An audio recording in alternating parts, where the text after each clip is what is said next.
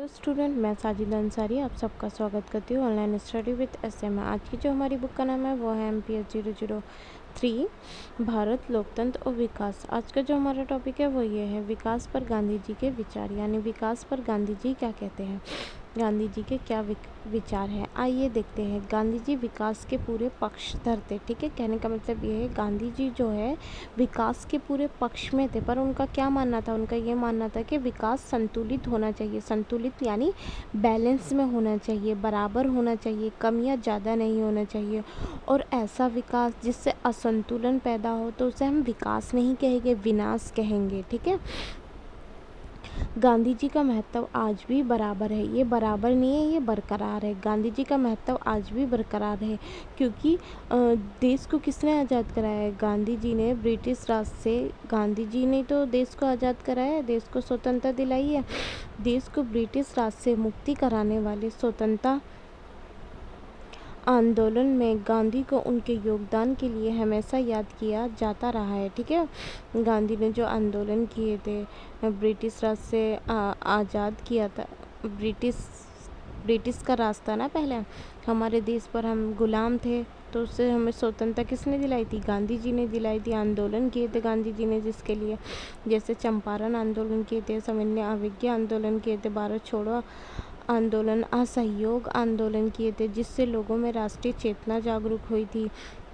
लोगों में अपने देश के प्रति जो प्रेम था वो उमड़ा था। लोगों के मन में जो गुलामी की पीड़ा थी वो टूटी थी। लोगों के मन में अपने देश के प्रति प्यार जागा था। इसके अलावा गांधी जी सिर्फ राजनीतिक स्वतंत्रता नहीं चाहते थे। ठीक है, गांधी जी सिर्फ ये नहीं चाहते थे कि वह राजनीतिक रूप से ही स्वतंत्र हो जाए, बल्कि वो प्रत्येक क्षेत्र में चाहते थे कि वह आगे बढ़े, प्रत्येक क्षेत्र में उनकी उन्नति हो, चाहे वो राजनीतिक हो, सामाजिक हो, आर्थिक हो। ठीक है, सिर्फ राजनीतिक क्षेत्र में आगे बढ़ते हुए नहीं देखना चाहते थे, बल्कि वो चाहते थे कि प्रत्येक व्यक्ति आर्थिक रूप से भी उन्नति करे, सामाजिक रूप से भी, और देश में आगे बढ़े और देश को बढ़ावा दे। ठीक है, वो सिर्फ राजनीतिक रूप से आगे नहीं बढ़ना चाहते थे, वो चाहते थे कि प्रत्येक क्षेत्र में उन्नति हो, चाहे राजनीतिक हो, सामाजिक हो या आर्थिक हो। गांधी जी का स्वराज सार। यहाँ स्वराज का मतलब समझ लेते हैं। स्वराज जैसे नाम से ही पता चलता है, स्व मतलब अपना, राज मतलब शासन, यानी खुद का शासन होना चाहिए। ठीक है, दूसरों का शासन ना हो हम पर, हमारा स्वयं का शासन हो, खुद का शासन हो। स्वराज, खुद पर राज होना चाहिए हमारे, स्व अपना शासन होना चाहिए। राज मतलब शासन, स्व मतलब अपना, अपना खुद का शासन।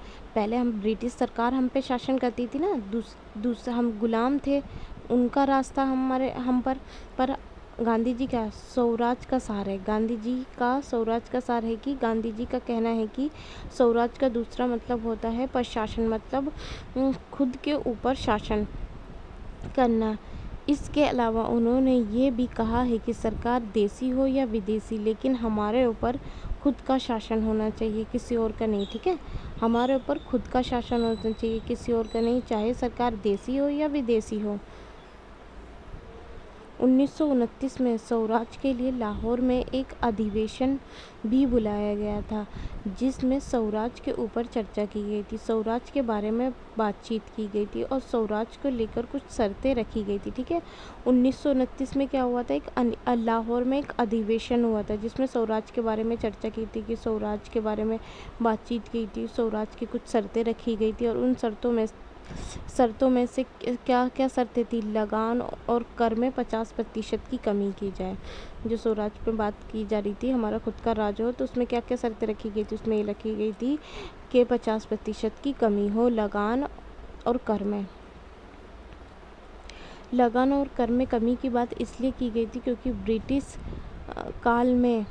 ब्रिटिश काल के समय क्या था, जमींदारों और रियायतवाड़ी जैसी प्रथाएं चली आ रही थी। ब्रिटिश काल में जब ब्रिटिश का शासन था हम पर, तब उसमें जमींदारी और रियायतवाड़ी जैसी प्रथाएं थी। जमींदारी मतलब जो जमींदार लोग, जो ब्रिटिश सरकार ने ना जमींदारों और रियायतवाड़ियों को ना वो दे दिया था, ठेका दे दिया था, कि मतलब तुम लोग इनसे कर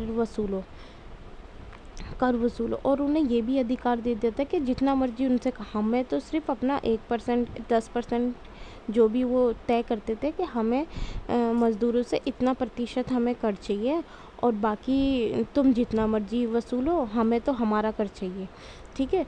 तो ये सारी, जिससे क्या हो रहा था, सारा तो जो उनके जो लाभ था सारा ये ज़मींदारी, ये ब्रिटिश शासन लेके जा रही थी सरकार, ब्रिटिश सरकार लेके जा रही थी, और जो बचा कुछ ये ज़मींदार लेके जा रहे थे, तो उनके पास तो कुछ बच ही नहीं रहा था। तो इस प्रकार की जो प्रथाएं थी उससे उस जो ये क्या बोलते ज़मींदारी और रियायत वाली जो प्रथाएं थी उससे बंद करने की बात की गई थी, कि कर को कम करने की बात करी गई थी। तो इन प्रथाओं का नुकसान किसानों को होता था। इसके अंतर्गत ये होता था कि किसान जो भी अनाज का उत्पादन करते थे उन्हें उसका कुछ भाग ब्रिटिश सरकार को देना पड़ता था। यहाँ किसान ब्रिटिश सरकार को सीधे लगान नहीं देते थे, बल्कि जो ब्रिटिश सरकार थी उन्होंने इस कार्य के लिए जमींदारों को अपना प्रतिनिधि चुना हुआ था, और जमींदारों को ये जिम्मेदारी दी थी कि आप लोग किसानों से लगान वसूल कर मुझे देना। सरकार होती थी 1% तय कर लेती थी।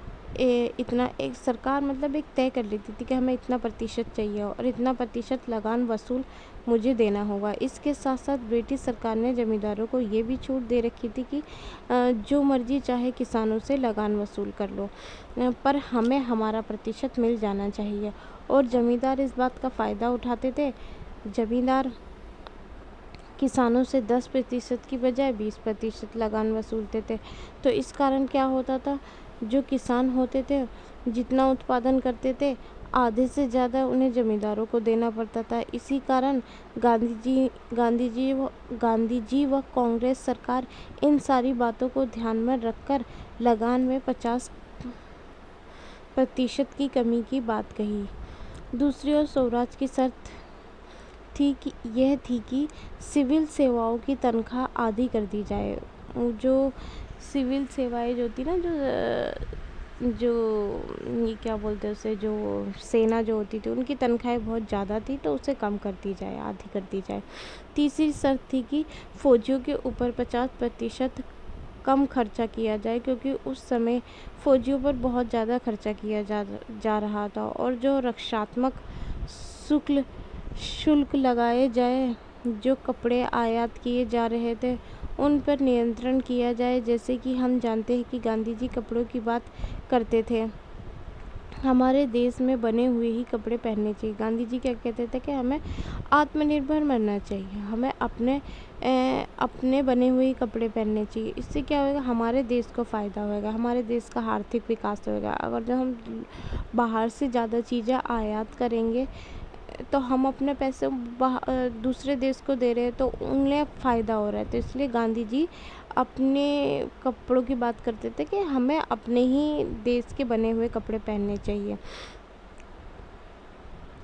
चाहिए और हमारे देश की आत्मरक्षा के लिए, अपने देश की सुरक्षा के लिए बंदूक पिस्तौल होनी चाहिए। इन सब के लिए हमारे पास लाइसेंस होने चाहिए। और जो नमक पर टैक्स लगता था उसको ख़त्म किया जाए, नशीली वस्तुओं की बिक्री को कम किया जाए।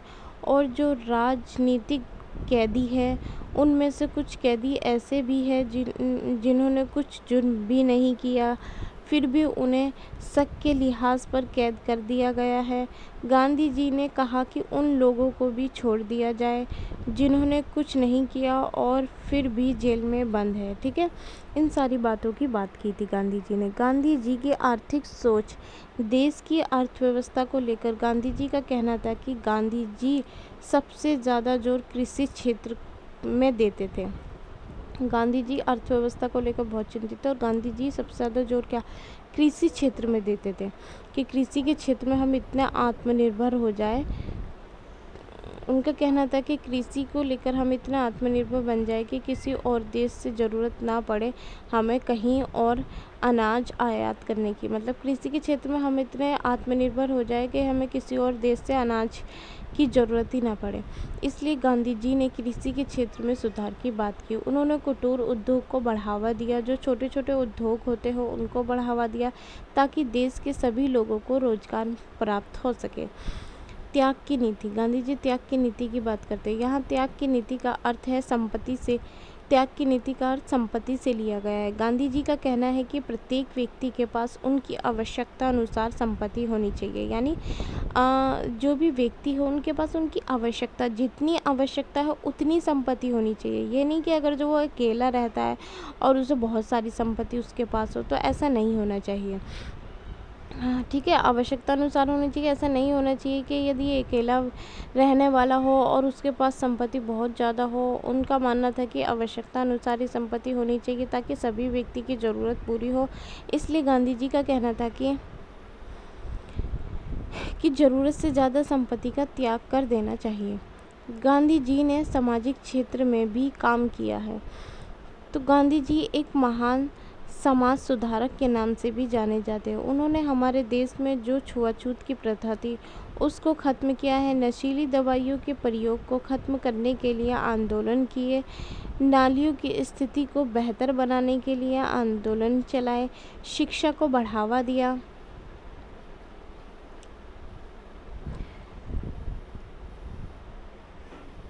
स्त्री और पुरुष के बीच जो असमानता थी उसे ख़त्म करने के लिए उन्होंने नारियों जो नारी होती है, स्त्री होती है, उनके अधिकार देने की बात कही है, क्योंकि उनका मानना था कि स्त्री और पुरुष जो होते हैं वो एक दूसरे के पूरक होते हैं, एक दूसरे को पूरा करते हैं। इसलिए अगर हम दोनों को बढ़ावा देंगे तो इससे देश ही आगे बढ़ेगा। गांधी जी चाहते थे कि देश में सामाजिक न्याय हो, इसलिए वो सत्य और अहिंसा के मार्ग को अपनाते थे। उनका मानना था कि हिंसा में कुछ नहीं रखा हुआ है और हिंसा से सभी व्यक्ति को नुकसान ही होगा। इसलिए वे अहिंसा के मार्ग पर चलने की सभी को सलाह देते थे। ठीक है, सभी को अहिंसा के मार्ग पर चलना चाहिए, ये सलाह देते थे।